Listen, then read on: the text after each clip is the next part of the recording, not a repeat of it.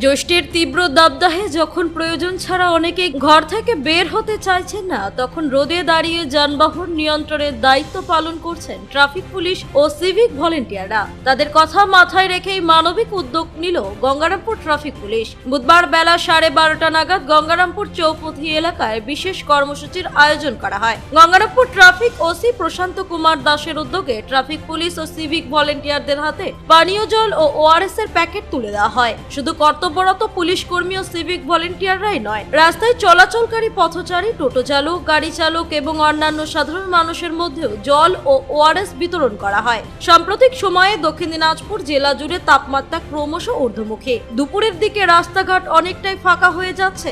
এমন পরিস্থিতিতে দীর্ঘক্ষণ রোদে থাকার ফলে শরীরে জলের ঘাটতি ও হিট স্ট্রোকের আশঙ্কা বাড়ছে। এই বিষয়টি মাথায় রেখেই সচেতনতা বৃদ্ধির পাশাপাশি মানুষকে কিছুটা স্বস্তি দিতে এই উদ্যোগ নেওয়া হয়েছে বলে জানা যায়।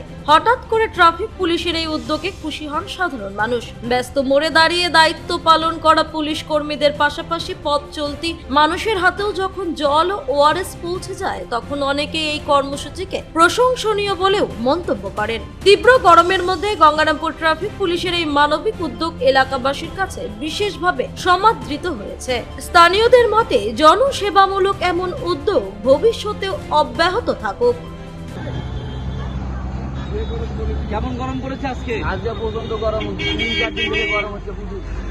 তাই ভক্ত সেবা দিচ্ছেন আপনারা। কে দিল? এই যে পুলিশেরা। কতটা সুবিধা হলো আপনার? একটা মানুষের আত্মাটা কষ্ট বা করে ভালো হলো কিছুক্ষণের জন্য নাকি। কি দিল? জল আর হলো ওই যে ওয়ারেস? স্যালাইন। আচ্ছা, ওয়ারেস। মানে ক্লান্ত ছিলেন তো এতক্ষণ? তো ছিল, হাফ গান কীর্তন করে শরীরটা একটু নর্মাল হলো, তাই ভক্তদের সেবা দিল। কি ধন্যবাদ জানাবেন? হ্যাঁ, জয় গুরু হরে কৃষ্ণ। ভালো থাকো, সুখে থাকো, রাধে রাধে। আপনার নাম? আমার বাড়ি ঠ্যাঙ্গাপাড়া, সুমন দাস। সুমন দাস।